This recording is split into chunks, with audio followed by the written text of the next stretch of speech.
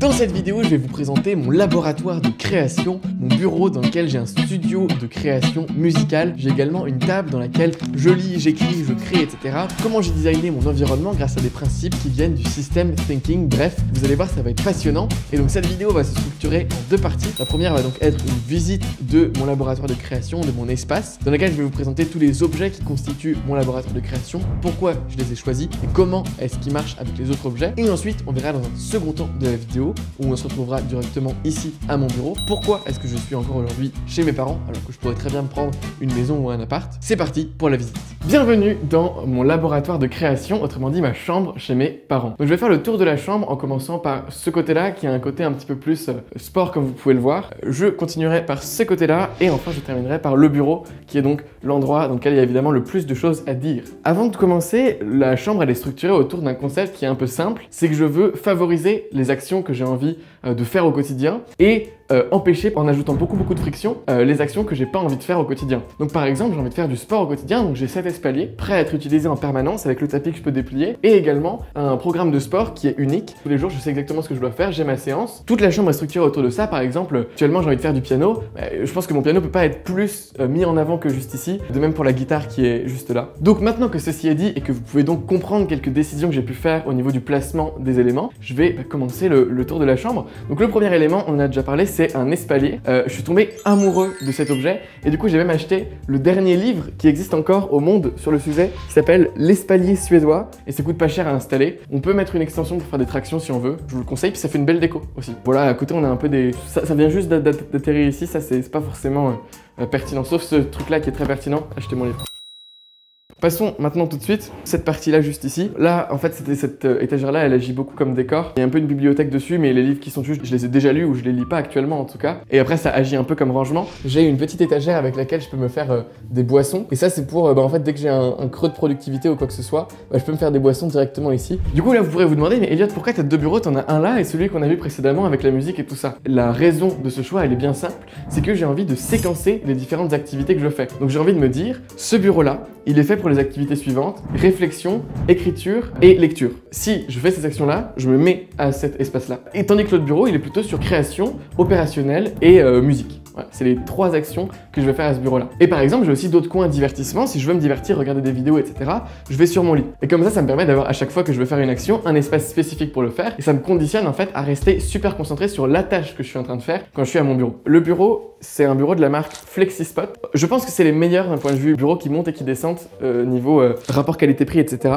Et du coup, bah voilà, ils montent et ils descendent. Donc on peut appuyer sur un bouton, définir des hauteurs réglables et tout ça et faire monter le bureau. Donc souvent quand on lit, voilà, c'est bien d'avoir un truc à peu près à ce niveau-là. Mettre une chaise un poil plus haute. En fait, la chaise aussi est réglable. Et du coup, ça me permet, voilà, quand je lis, de pas être trop courbé ou de pas être dans des positions un peu inconfortables. Puis aussi, voilà, quand on réfléchit, moi j'aime bien réfléchir en musique. Du coup, je peux être en musique comme ça, en train de taper du texte ou en train de réfléchir à des concepts. J'utilise pas mal un iPad. C'est un iPad Pro 2021. J'adore cet iPad parce que je pense que c'est... En fait, il répond à un des principaux défauts du Mac. Quand on était sur le Mac, t'as plein de fenêtres en même temps et t'as toujours un truc qui va sauter à droite à gauche, que ce soit une notification ou une appli qui a fini de se télécharger ou je ne sais quoi. Tandis que sur l'iPad, en fait, tu fais toujours une seule action à la fois et t'as pas trop le choix, quoi. Tu peux en mettre deux éventuellement si tu veux. Mais voilà, t'es en train d'écrire, bah t'es en train d'écrire, quoi. T'as ta note et tu fais que écrire. Et du coup, ça j'adore sur l'iPad. Je m'en sers aussi beaucoup, bah vous l'avez peut-être vu récemment dans les vidéos, pour faire voilà des résumés comme ça et te dire, oula, je suis en train de spoiler une prochaine vidéo. Et voilà, et après, juste ici, j'ai donc tous les livres que je suis actuellement un peu en train d'étudier. Le défi dont je vous avais parlé dans une précédente vidéo d'apprendre la biologie. Le livre, 2600 pages est juste ici. En dessous, il y a le même sur les neurosciences. Il y a un livre hyper intéressant qui s'appelle De la tête aux pieds de Odile Rouquet que j'ai envie de relire sur l'analyse fonctionnelle du mouvement. Voilà, c'est un très bon livre, je vous le conseille. Ensuite, là vous vous dites, mais putain Elliot, ta chambre elle est quand même bien designée et là tu dors par terre, quoi. Bah en fait c'est une expérimentation que je suis actuellement en train de mener, de dormir sur un futon, parce que selon des études plus ou moins louches, il se pourrait qu'en fait les problèmes de dos viennent du fait qu'on dort sur des matelas, parce qu'en fait c'est que normalement on dort par terre sur le dos, on repose en fait par terre sur notre sacrum et juste ici nos omoplates. Ce qui va se passer, c'est que pendant la nuit la colonne elle va se rééquilibrer, voilà, elle va se réajuster, toutes les tensions vont partir. Du coup la colonne en fait chaque matin c'est un nouveau reset, quoi. Alors que dans le lit le poids il est réparti sur partout, on peut dormir sur une position un peu comme ça. Et du coup, notre colonne, elle va commencer à se déformer, et c'est de là que naissent tous les problèmes de dos, les scolioses, etc. Moi, j'ai pas spécialement de problème de dos, mais j'ai pas envie d'en avoir, donc c'est pour ça que j'ai envie de faire le test de dormir sur un futon. En plus, comme il fait chaud actuellement, c'est la canicule, c'est parfait. Bref, ça coûte genre 200 €, et la technologie à l'intérieur, c'est des couches de coton compactées qui sont mises les unes sur les autres, et ensuite ils viennent tisser grâce à des fils comme ça le futon pour le maintenir ensemble. C'est vraiment pas mal, honnêtement, c'est plus ferme évidemment qu'un matelas. Il n'y a pas les lattes, donc du coup ça permet vraiment de reposer sur le sacrum et les omoplates, mais c'est pas du tout désagréable. Moi je dors super bien dessus, on peut quand même dormir sur le côté. Et si vous en voulez encore plus hardcore, il y a des futons de voyage plus fins, moins chers. Bon, là on a un miroir, je sais pas pourquoi, c'est encore en aménagement toute cette déco là, ça fait pas longtemps que j'ai acquis le nouveau bureau, etc. Et les tableaux qui sont juste ici, le triptyque, j'ai envie de le déplacer. Ensuite là du coup j'ai une balance connectée. Ce qui est pas mal avec cette balance, c'est que quand vous vous pesez, ça analyse la composition de votre corps quand vous êtes pieds nus grâce aux électrodes, etc. Du coup ça vous dit voilà, vous avez tant de pourcents de muscles, tant de pourcents de gras, etc. Et du coup en fait dans une optique de reprendre le sport, j'ai pas envie de me dire j'attends de voir les résultats par l'apparence quoi. J'ai envie de me dire j'ai envie de voir les résultats par le pourcentage de muscles qui augmente par exemple ou le poids global qui augmente quoi. Du coup c'est pour ça un peu que j'utilise la balance, et c'est aussi en termes de santé préventive, ça coûte 40 € et ça peut détecter si vous avez trop de graisse viscérale, si vous avez d'autres trucs. C'est comme une montre connectée quoi. Vous la mettez en permanence une semaine, vous savez si vous avez des arythmies, des trucs comme ça vous le dit. Voilà, WeThings est très bon là-dedans. Ça vous a coûté 100 € et ça vous a peut-être évité dans 5 ans des hospitalisations, etc. Ensuite, c'est là où on arrive au bureau global. Faut pas trop mettre la caméra en dessous parce que là c'est un poil le bordel en dessous. Cette chaise c'est une Herman Miller, donc faut savoir que c'est une chaise qui coûte en gros 1500 €, donc c'est un poil excessif, donc elle a pas mal d'avantages. La première c'est que vous voyez elle a juste ici un petit support lombaire qui est parfaitement réglable. En fait tout est réglable. Passons à la suite du bureau. Juste ici on a un micro. Bon, le bras de micro je vous recommande pas, en fait investissez dans le bras de micro de Rode, il coûte 100 €, mais vous le regretterez pas quoi, parce que ça c'est un peu de la merde. Sur le micro on a donc un Shure SM47.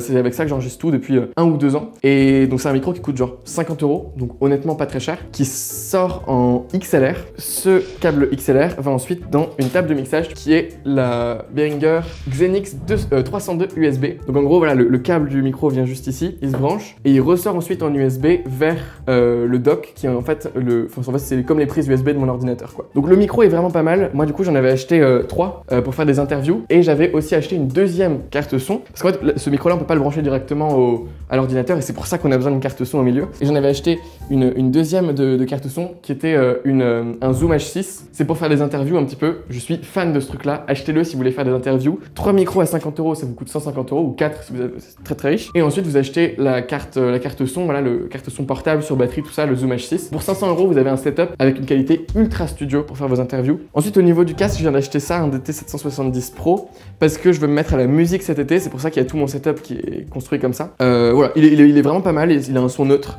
et puis il est très léger, un peu plastique, du coup ça tient pas trop chaud aux oreilles. Le micro vient ici, la table de mixage on l'a déjà présenté. Maintenant je vais présenter ce à quoi est reliée la table de mixage, qui est donc ces deux enceintes sur les côtés. Donc ce sont des enceintes de la marque Devialet, les 98 décibels si je ne me trompe pas. Et donc c'est des enceintes qui coûtent environ, je pense, 1300 € l'unité. Bon, disons qu'elles ne valent pas leur prix. Quand on achète le design, on achète l'esthétique, on achète l'esprit de la marque, un peu innovation, tout ça. Ça fait très beau sur un bureau, mais ça vaut pas son prix en réalité. Avec des enceintes à 500 € de monitoring, vous les mettez sur les deux côtés de votre bureau, au final vous aurez un meilleur son. Et pour la musique c'est 100 fois mieux, parce que là ça c'est pas un son neutre. Donc en fait la manière dont ça sort chez moi, ce sera pas la manière dont ça sortira chez vous. Du coup je vais mixer mon son avec une fausse tonalité sonorité en tête quoi. Honnêtement ça fait un son de dingue hein. Quand on les met à fond, ça met des basses, ça fait trembler tous les objets de la pièce quoi, c'est fascinant.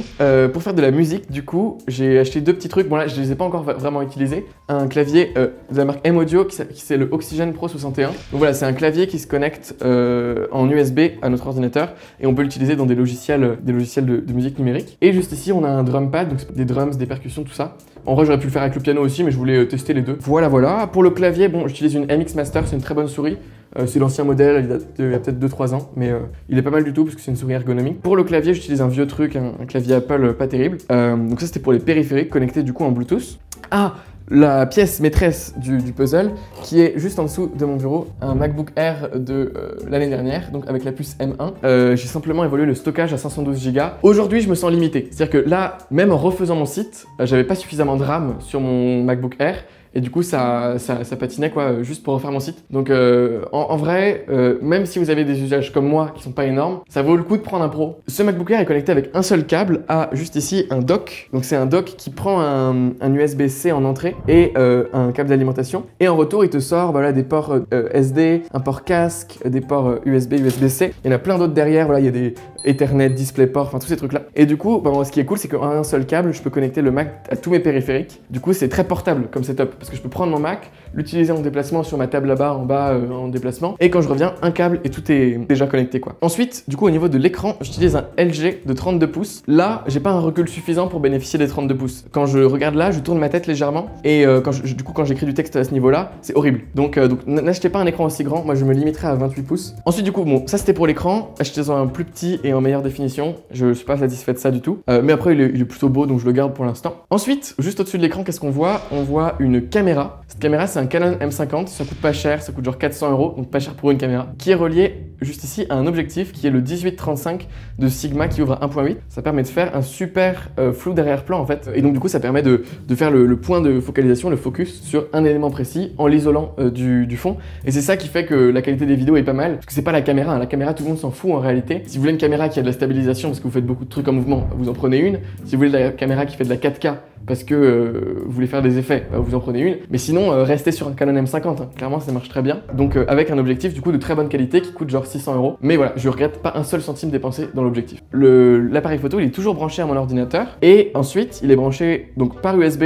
Ça, en réalité, il n'y aurait pas besoin, c'est juste pour pas qu'il s'éteigne. Et ensuite, il est surtout branché en HDMI. Et ce fil HDMI là vient en fait se rentrer dans une petite carte comme ça, qui est une capture card. Celle-ci, elle coûte 15 €. Et ça ressort comme un flux webcam. Donc ça fait comme si c'était une webcam qui était branchée. Et donc, j'en ai un qui est branché à l'appareil. Et j'en ai un autre qui est juste ici, que je branche là quand j'en ai besoin. Et donc, je peux brancher mon iPad directement dessus. Et c'est comme ça que dans mes vidéos, vous voyez des dessins.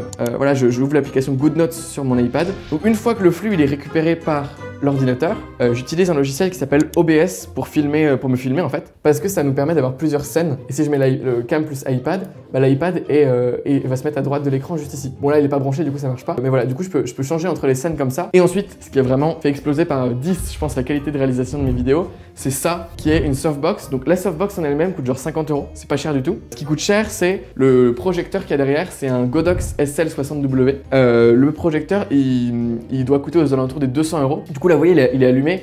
En temps normal, un projecteur de salle de théâtre, quoi, ça fait un boucan pas possible et ça fait une chaleur pas possible aussi. Là, comme c'est des LED, c'est pas le cas. Il y a un petit ventilateur qui tourne, on n'entend même pas. Du coup, il y a peu de chaleur qui est générée. Par contre, énormément de puissance lumineuse. Du coup, ensuite, cette puissance lumineuse, pour pas que ça m'arrive droit sur la tête comme ça et que ça fasse des ombres dures, on diffuse la lumière grâce à une softbox. Je le mets au-dessus de moi également, comme ça reproduit en fait l'éclairage du soleil plus ou moins. Ce truc-là, en ensemble, coûte 250 €. Il faut absolument acheter ça avant d'acheter une caméra, hein. Parce que même quand on fait des vidéos au téléphone avec ça, c'est 100 fois mieux que si vous aviez une caméra sans ça. Si vous prenez juste ce setup là, ça vous coûte 100 € de son, plus 250 € de caméra. Pour commencer les vidéos, il vous faut ça en premier avant de commencer à investir dans une caméra qui moi me coûte 1000 €. Du coup en fait vous voyez le setup vidéo finalement par rapport à ce que je fais avec coûte pas très cher en réalité. Et bien voilà, je pense que c'est tout pour la présentation de mon bureau. Moi je vous laisse avec le Elliot du passé qui va vous raconter pourquoi est-ce que je suis encore chez mes parents. Bon, bah j'espère que la petite visite vous aura plu et que vous kiffez mon espace de création artistique. En tout cas, moi je le kiffe de ouf. Dans cette seconde partie de vidéo, je vais être beaucoup plus posé et je vais essayer de répondre à la question que vous vous posez certainement tous, qui est: alors que tu pourrais très bien te prendre un super appart, une super maison, acheter une super villa ou je ne sais quoi, pourquoi est-ce que, diable, tu es encore chez tes parents? Et ben en fait, il y a plusieurs réponses à cette question. La première réponse à cette question, c'est de dire que j'ai envie de rester encore pendant au moins un an dans le mode dans lequel je suis depuis le début de l'année, qui est un mode de liberté complète, sans contrainte, où je peux me permettre en fait de, par exemple, me faire un sac à dos et partir pendant 6 mois à l'étranger en mode baroudeur sans avoir aucune contrainte. L'idée, c'est de pas avoir un loyer à payer alors que je suis au Sri Lanka sans profiter de mon appartement que j'ai en France. Et la liberté, elle est également dans la liberté de pouvoir changer la vie sur ce que j'ai envie d'avoir. Parce que si je me mets à acheter ou à construire une tiny house par exemple, et je peux plus, après l'avoir construit cette tiny house, me rendre compte que en fait c'est pas du tout dans une tiny house que j'ai envie d'habiter,